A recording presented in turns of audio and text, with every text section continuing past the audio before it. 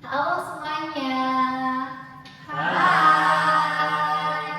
Selamat datang nih di podcast bisnis bersama saya Nanda. Dan hari ini studio kedatangan teman-teman dari eksternal auditor ya, dari PT KAP Rapi dan Rekan. Mungkin boleh kita kenal-kenalan dulu ya, boleh Kak Rapi memperkenalkan Kak Rapi sendiri dan teman-temannya semuanya. Halo semuanya, perkenalkan nama aku Raffi. Dan aku Raisa, aku Inka, dan aku Suci. Wow, dan teman-teman semua ini bakal menemani kita pada podcast 30 menit yang akan datang ya. Nah, sesuai dengan apa yang ditampilkan dari layar teman-teman nih, auditcast dari skala akuntansi Toshiba Corporation yang Auditcast ini bakal merekonstruksi manipulasi laba, pengujian substantif, hingga evaluasi sistem pengadilan internal mereka. Nah, aku nih pengen nih, Inka, lo kan sebagai yang paling mengerti sejarah dari korporasi dan sejarah korporasi nih, sebagai shockingnya nih, kasusnya waktu pertama kali meledak, gimana sih kamu kagetnya gitu? Oke Nanda, jangankan kamu ya Nanda, publik Jepang aja tuh kayak kena mental. Kalau kita geser nih di slide 2, boleh mungkin Nanda slide 2. Kita bisa melihat bahwa laporan investigasi itu memiliki 19 bagian terstruktur yang sangat tebal, mulai dari ringkasan eksekutif, pemahaman entitas, pengujian substantif, hingga opini akhir tim auditor. Bayangin, Toshiba itu bukan perusahaan kemarin sore. Mereka berdiri sejak tahun 1875. Pas kasus ini terbongkar pada tahun 2015, umur mereka itu udah 140 tahun. Cukup lama sekali kan? Di Jepang, Toshiba itu lambang kebanggaan inovasi teknologi, sejajar sama reputasi negara. Dan boom, ternyata mereka memanipulasi laporan keuangan selama 7 tahun berturut-turut. Lama juga ya. Nah, yang lebih parahnya lagi tuh dramanya pas angka manipulasi ini tuh pelan-pelan keluar ke publik tuh. Di slide 3 bagian ringkas eksekutif terlihat bahwa angka yang bikin publik tuh terkejut. Nanda, lu tahu gak sih Kak, estimasi awal yang diakui sama manajemen mereka tuh pas bulan April 2015? Waduh, aku kurang tahu emang berapaan sih nih? Pokoknya manajemen awal tuh cuma ngaku ada deviasi sekitar 4,4 miliar yen. Oke lah ya, buat ukuran raksasa kayak Toshiba mah angka segitu kayak dianggap cuma salah input dikit gitu. Tapi begitu komite independen pihak ketiga, isinya itu ada 98 pengacara, akuntan top turun tangan, zong banget angka final itu temuan manipulasi laba. Angka sebelum pajak mereka 151,8 miliar yen, setara 1,22 miliar US dollar. Manajemen mereka itu meleset 97% dari angka realnya. Wow. Nah, mumpung nih kita lagi ngebahas angka fantastis, nah buat teman-teman nih yang lagi nonton video podcast ini, mungkin boleh masuk ke slide yang ke ringkasan temuan assignment.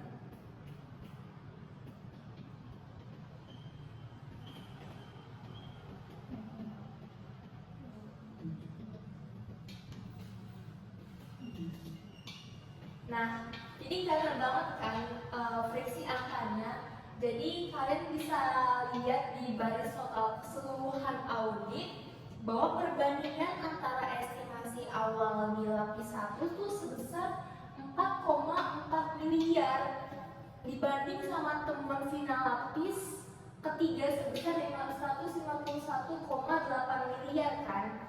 Nah, di situ tuh dari kalkulator audit kita tuh otomatis ngitung varian melesetnya tuh minus sebesar 97,8 dimana itu gila banget sih, gila banget karena itu tuh waktu ukuran audit minusnya tuh besar banget sampai 97% itu. Nah, jadi kan komite tuh langsung mengeluarkan opini sementara kan bahwa ini tuh termasuk kejahatan korporasi yang terkoordinasi dari atas alias institusional konflik ilegalitas. Oke, benar-benar memanipulasi sebuah tingkat tinggi ya, Ca. Sekarang coba kita mungkin bedah ke bagian yang dua tadi.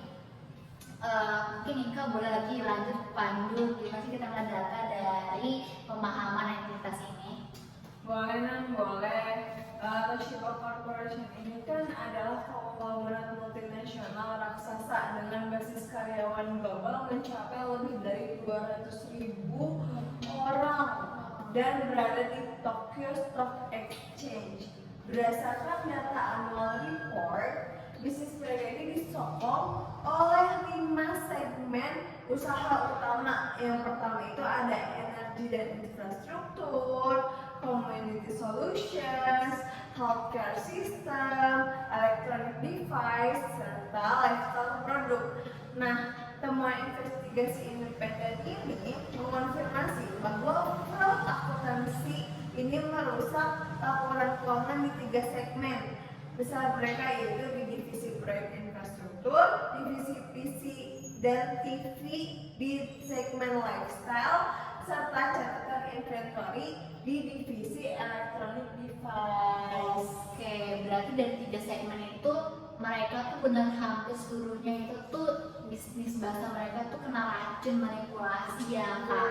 Gimana sih alur atau tarikan estafetnya ini berjalan mulus antar generasi dari kepemimpinan mereka? Nah, mungkin bisa kita lihat di slide kelima ya Nanda ya.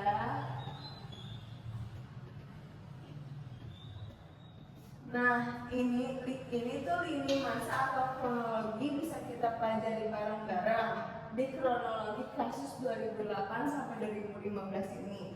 Jadi kejahatan ini sifatnya estafet antar 3 CEO berturut-turut.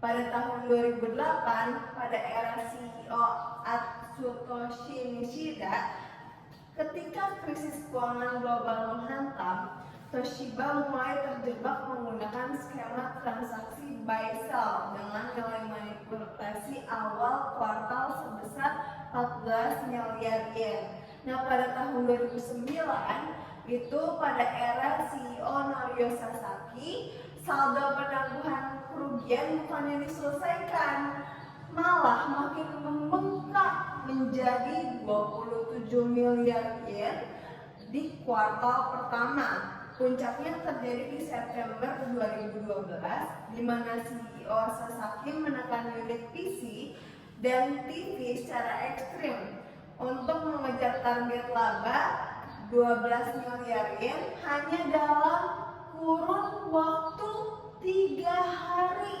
sebelum tutup buku fiskal. Nah, bisa kita lihat juga di tahun 2013 ini pada era CEO Hisao Tanaka, CEO Tanaka bersama CFO-nya melakukan diskusi rahasia top secret discussion untuk terus menunda pengakuan biaya komponen PC agar performa laba berjalan terlihat indah.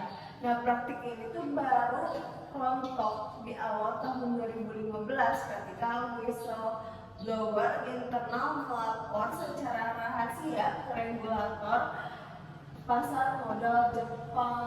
Luar biasa ya, 3 generasi CEO kompak nih nutupin dari boroknya akuntansi mereka, bahkan kayak sampai 4 hari ya, 3 hari kan 4 hari tadi ya? 3 hari sebelum 12 meninggal.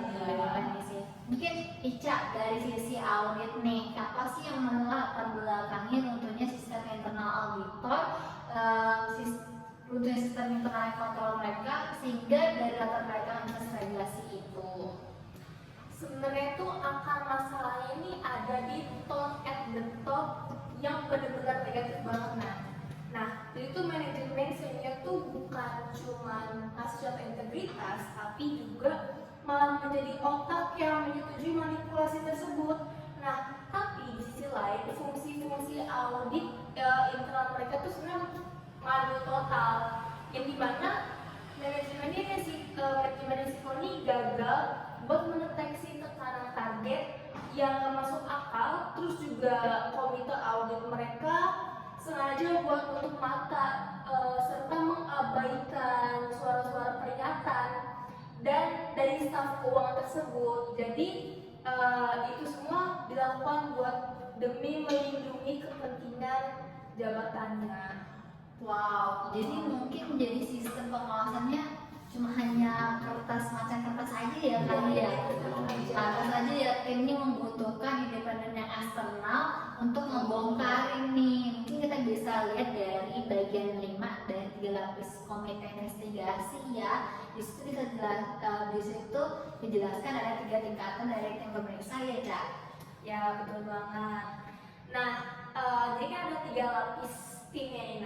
Di lapis pertama tuh ada cuma nemu divisi sebesar 4,4 miliar yen karena sebenarnya syarat konflik kepentingannya. Terus juga di lapis kedua atau bisa disebut Special Investigation Committee, jadi dibentuk di April 2015 yang dimana dipimpin oleh Chairman Masashi Muromachi. Ini angkanya itu mulai naik, tapi masih dinilai kurang independen oleh regulator. Terus juga di lapis ketiga itu tuh tim pemukul asingnya itu sebenarnya masuk ke tim pemukul asingnya yang dimana tuh berisi 98 pakar yang terdiri dari pengacara eksternal, terus juga akuntan publik dan auditor independen. Jadi lapis ketiga inilah yang berhasil membongkar angka 151,8 miliar yen dan membuktikan keterlibatannya dalam manajemen puncak. Oh, berarti banyak sekali aspek yang benar ngebongkar ya, aspek dari eksternal. Nah, mungkin kita geser ke Rapi kali ya. Pi, ini kan dari ruang lingkup dan metodologi ini bisa nggak sih kita jelasin ke audiens gimana sih pendekatan teknis atau metodologi apa aja yang dipakai tim dari tadi saya bilang dari lapisan 3 yang dipulihkan dari data selama 7 tahun buku itu. Nah, jadi buat teman-teman semuanya dan juga kayak tim Toshiba ini nggak main-mainan.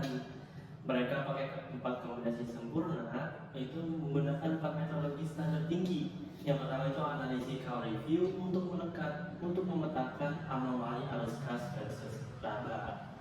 Work and performance untuk menghitung ulang estimasi proyek dari nol, inspeksi dokumen fisik, kontrak dagang serta jutaan email internal, dan wawancara intensif kepada staf hingga jajaran direksi. Landasan hukumnya mencakup Financial Instrument and Exchange Act atau FIA Act, Jepang, Companies Act hingga hukum perdata dan perdana pidana.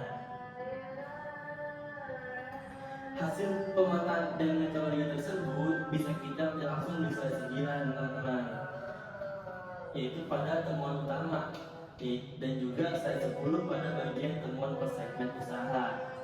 Kejahatannya menyebar merata ke 4 segmen tersebut dengan teknik yang berbeda-beda, yaitu yang pertama itu terdapat digunakan di segmen infrastruktur sosial, di mana manipulasi presentasi penyelesaian proyek.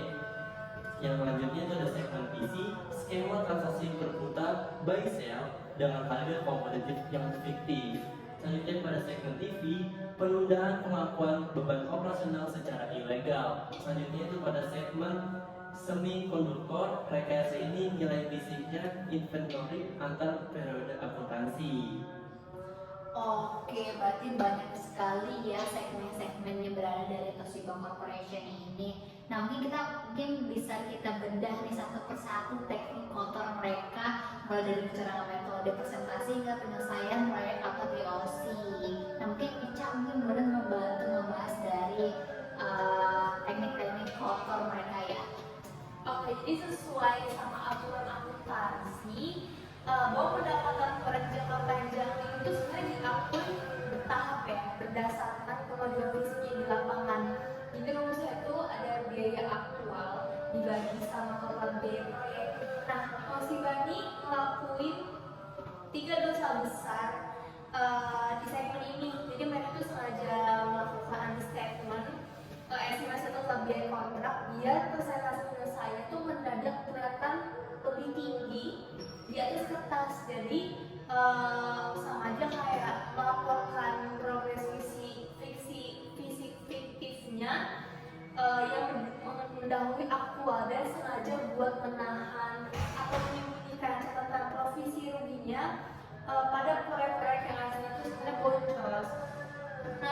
biar para pendengar gak bingung, jadi ayo kita buka di bagian substantif saldo proyek di bagian slide itu.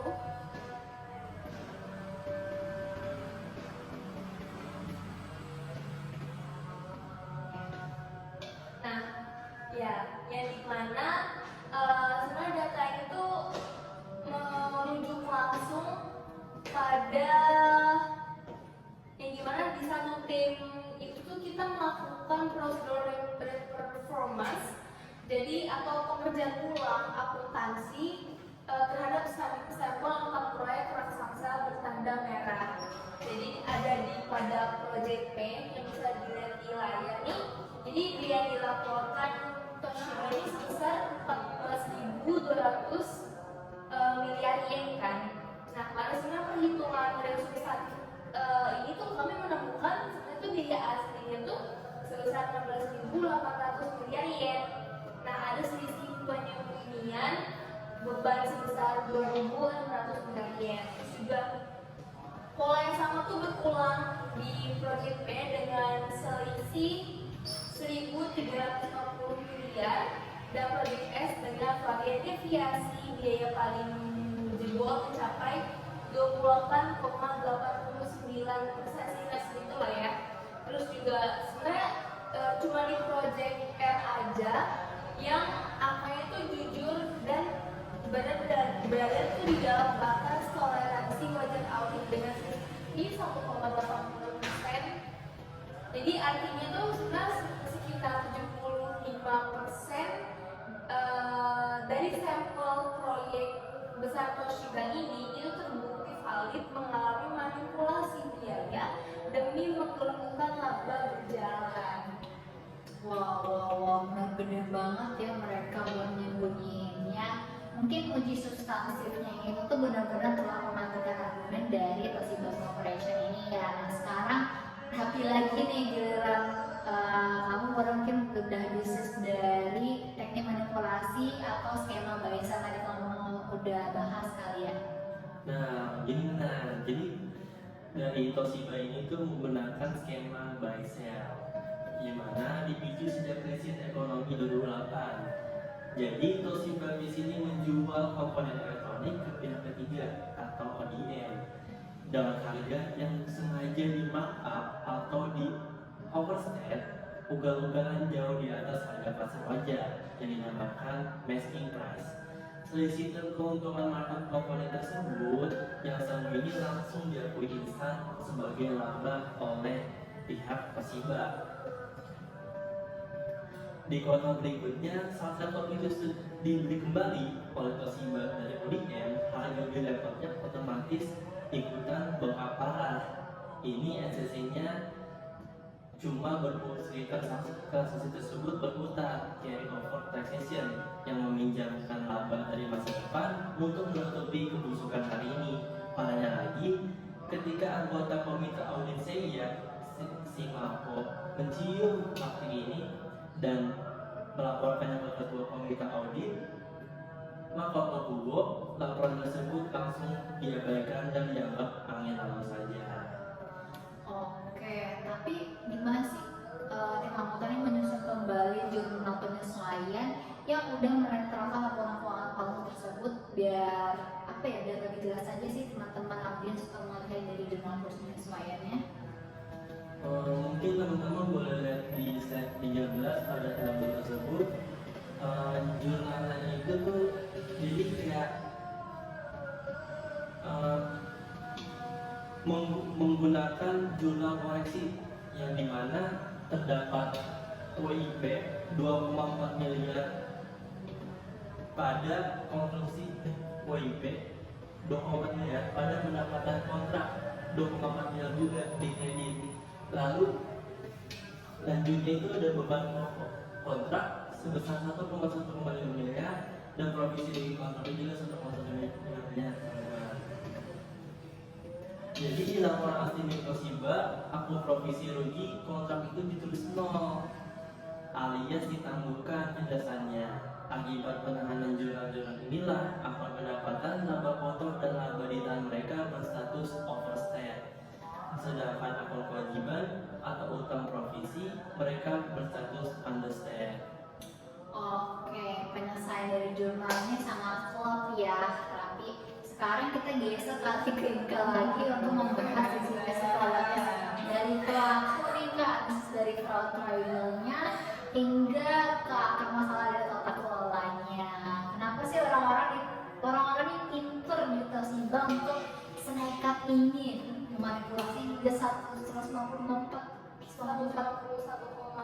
miliar sekian. itu banyak banget gak sih? Boleh Nanda, jadi karena 3 sudut fraud triangle ini terpenuhi secara sempurna dan beracun di Toshibana. Jadi yang pertama tuh ada tekanan atau pressure di mana bersumber dari budaya challenge atau budaya target yang diturunkan langsung oleh CEO-nya. Jadi target laba jangka pendek kuartalan yang diberikan sangat agresif dan gak masuk akal. Tapi karena hierarki korporasi Jepang yang kaku, perintah atasan itu adalah mutlak dan haram, hukumnya nggak dibantah. Terus yang kedua juga ada peluang, karena ada opportunity-nya. Karut-marutnya fungsi kontrol internal, komite audit mereka sama sekali nggak independen karena diisi oleh orang dalam. Balik lagi ke orang dalam. Iya, bahkan CFO sengaja ditunjuk jadi ketua komite audit. Ini membuat sistem pelaporan pelanggaran atau whistleblowing ini mampet total karena karyawan ketakutan setengah mati akan ancaman realisasi atau pemecatan jika berani melapor. Jadi ini juga ada ancaman juga nih. Terus yang ketiga itu ada rasionalisasi, di mana para eksekutif ini merasionalisasikan tindakan curang mereka bukan sebagai kejahatan, melainkan sebagai bentuk loyalitas tertinggi untuk menjaga nama besar dan reputasi 140 tahun korporasi di mata dunia gitu Nanda. Waduh, berarti ada pressure, ada opportunity, sama rasionalisasi ya. Apalagi mereka ada challenge, terus orang dalam tadi ya, orang dalam mah budayanya di mana-mana juga ada ya teman. Dan bahkan mereka nganggep tindakan mereka yang gak bagus ini tapi dianggap sebagai loyalitas kepada perusahaan, apalagi perusahaannya udah 140 tahun lumayan jauh banget ya, 1800-an udah ada perusahaannya. Wah, mungkin kita masuk ke babak akhir nih teman-teman, akhir dari kehancuran dari Toshiba Corporation ini. Mungkin pas banget nih, Neng, boleh dong bedah dari dampak keuangan dan pasar dari beberapa besar kerugian nyata sih yang harus dibayarkan oleh Toshiba ini. Oke, nah jadi dampak keuangan Toshiba ini tuh sangat fatal. Begitu skandal mereka itu terungkap, harga saham Toshiba itu langsung turun sebesar 26%. Itu gede banget sih. Buat Kalau sendiri 26% itu gede banget. Mereka itu terpaksa melakukan restatement laporan keuangan periode April di 2008 sampai Desember 2014 dengan total koreksi laba sebelum pajak mencapai 224,8 miliar yen. Akibat investigasi yang panjang ini, nah dividen tahunan untuk 2015 itu dibatalkan, jadi investor itu tidak mendapatkan dividen. Laba operasinya tuh juga anjlok 86,7 miliar yen secara year on year. Nah, di akhir periode buku mereka itu mencatat rugi bersih konsolidasi 479,4 miliar yen.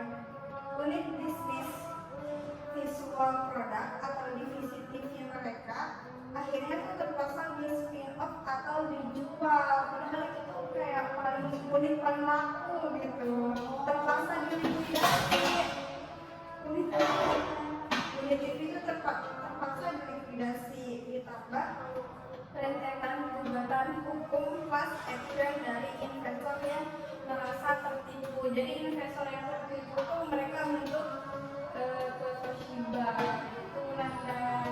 Betul-betul gimana bilangnya bahasanya kiamat kecil dari atau yang kiamat gede ya dari buat Toshiba Corporation ini, gimana konsekuensi manajemen mereka ini apa sih nih tindakan hukum yang menimpa para direksinya ini. Nah, di tanggal 21 Juli tahun 2015, 3 generasi kepemimpinan Ohisawa, Norio, dan Atsutoshi resmi mengundurkan diri secara memalukan bersama 5 anggota dewan direksi lain. Nah, lebih dari separuh susunan direksi itu kosong. Kemudian memicu reorganisasi total di RUPS, jadi dirapatkan di September 2015 dengan memasukkan mayoritas direkturnya yang independen, karena direktur sebelumnya itu kan tidak independen ya. Nah, selain itu SESC menjatuhkan denda administratif terbesar dalam sejarah Jepang, dan Chairman Masashi Muromachi ditunjuk jadi CEO sementara buat menyelamatkan perusahaan. Oke, sebagai penutup nih Neng, mungkin boleh apa yang paling penting dari rekomendasi audit, kesimpulan hingga opini agar kasus serupa ini nggak terulang lagi dari perusahaan lain. Nah, tim audit itu memberikan 6 rekomendasi perbaikan pengendalian internal yang mendasar. Yang pertama itu independensi komite audit. Mayoritas anggota komite audit itu harus independen. Ini wajib banget sih independen. Iya. Nggak boleh ada relasi historis seperti mantan CEO atau mantan direktur. Malam ya. Karena harus Oh ini kemarin banget ya. Iya. positif. Yang kedua, penguatan saluran whistleblowing yang udah disebut sama Ika juga, membangun kanal pelaporan internal yang aman, rahasia, dan bebas dari intimidasi atau realitas atasan. Yang ketiga itu ada review independent estimasi VOC. Estimasi biaya proyek jangka panjang wajib direview oleh pihak ketiga di luar tim teknis proyek. Nah, yang keempat itu pemisahan insentif jangka panjang. Jadi sistem remunerasi eksekutif itu tidak boleh hanya tergantung pada target laba triwulan. Yang kelima itu rotasi dan penguatan audit internal, memberikan akses struktur langsung dari audit internal ke komite audit tanpa intervensi dewan direksi. Yang kelima itu rotasi dan penguatan audit internal. Yang keenam itu budaya speak up, membangun budaya kerja yang sehat di mana staf bawahan itu akan menyampaikan keberatan atau opini kritis. Jadi staf itu kayak merasa aman gitu kalau mereka memberikan kritik dan saran kepada Toshiba gitu tanpa tekanan. Oke, berarti tadi rekomendasi perbaikan itu ada 6 ya. Yang pertama ada implementasi dari independensasi, komite audit, penguatan saluran whistleblowing, hingga dari budaya speak up. Karena kan ada juga bawahan dia pasti takut buat speak up lagi kalau dirancang pemecatan dan lainnya. Nah, luar biasa sekali ya kita mengupas hari ini pernyataan dari opini final dari tim audit. Semuanya dan baseline-nya sebenarnya itu sangat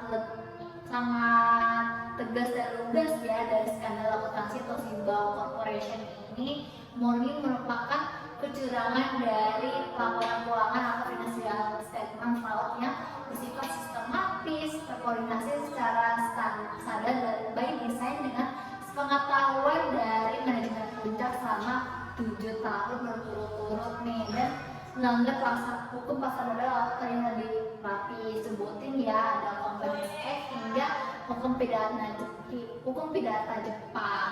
Nah, bagi teman-teman nih, Atika mau ngomong apa nih? Nah, sebenarnya kan yang bisa kita ambil pelajaran juga tuh sebenarnya kan perusahaan besar yang pasti udah tadi tumbuh sama 140 tahun itu kan, perusahaan besar yang dimana publik udah percaya sama perusahaan itu, udah banyak produk-produknya juga udah dipercaya sama publik kan. Jadi sebenarnya dari kasus itu yang bisa kita ambil tuh apa ya, punya kepercayaan seseorang, punya kepercayaan masyarakat terhadap perusahaan yang udah mereka percayai gitu. Terus juga akhirnya dengan kasus ini kan terjadi juga banyak PHK dengan PHK kepada karyawannya itu membuat rugi besar sebenarnya buat publik. Jadi paling itu sih pesan yang bisa kita ambil, perusahaan ya maksudnya lurus-lurus aja lah, nggak usah belok-belok segala macam. Jadinya kan kalau udah jadi perusahaan yang dipercayai sama publik tuh udah sulit kan, apalagi sebagai label perusahaan yang besar yang sudah tumbuh sampai ratusan tahun dengan omset yang juga pasti nggak dikit gitu. Oke, ini kredibilitas ya. Nah, buat teman-teman dari audiens nih, boleh nih kalau misalnya mau menguji ulang tadi Raffi udah jelasin dari jurnal penyesuaiannya hingga lainnya lah. Nah, bisa kalian download dari file dari kita yang tadi kertas kerja audit dari skandal Toshiba ini atau rekonstruksi perhitungan. Nah, mungkin udah jam berapa ya tadi kita udah ngobrol-ngobrol ya. Mungkin aku tutup, mohon maaf nih dari teman-teman kita semuanya, dari para narasumber mungkin dari kesalahan kata dan kalimat. Saya Nanda, Saya Raisa. Dan saya Raffi. Saya Inka. Dan saya Cici. kita pamit undur diri sepanjang podcast ini. Terima kasih dari teman-teman sudah mendengarkan 30 menit kita ngobrol terkait auditor ya, apa sih namanya ya, audit skandal ya. Terima kasih. Semoga kita tetap menjaga integritas, kredibilitas dan profesional. Sampai jumpa di episode selanjutnya. See you.